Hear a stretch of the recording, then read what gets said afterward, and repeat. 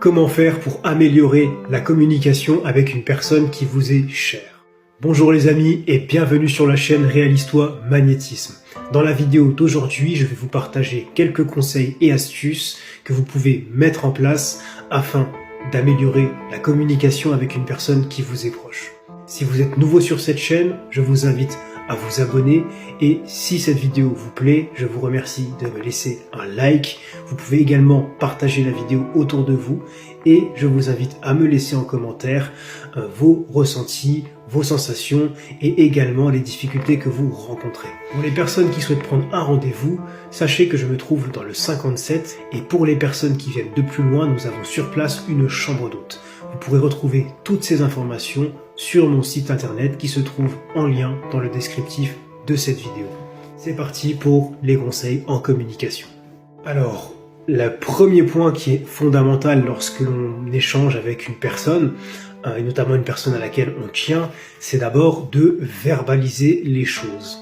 Alors, par verbaliser, j'entends plusieurs choses.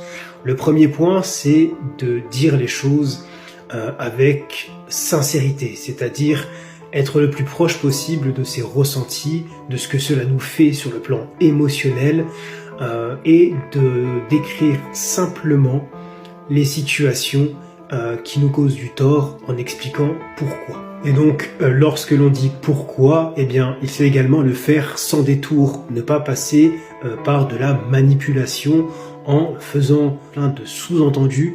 Il faut être aussi franc et clair que possible avec la personne. Le fait justement d'être dans l'authenticité et dans la sincérité, cela va inviter l'autre à se mettre dans la même situation, dans la même dynamique, c'est-à-dire plutôt que d'être dans une dynamique de conflit, eh bien on va inviter l'autre à s'ouvrir et à partager également ses ressentis.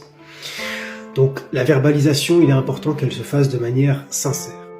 Et idéalement, dans le deuxième point qui est important, c'est ne pas rentrer dans le reproche, parce que ça va être à contrario de ce qui vient d'être dit. Le reproche va forcément mettre l'autre dans une dynamique de conflit. Et donc, qui dit conflit va dire qu'on va se renvoyer la balle, et donc du coup, cela ne va pas être constructif, mais au contraire, ça va être destructeur, et finalement, ça va pouvoir dégrader et empirer les choses entre vous. Et donc, si vous ne voulez pas dire, encore une fois, « Ah, mais c'est pas comme ça que je voulais que ça se passe », eh bien, soyez vraiment sincère, en tout cas dans la première étape de la verbalisation. Et donc, ne soyez pas dans le reproche, parce que dites-vous que si vous êtes dans cette situation où vous cherchez à améliorer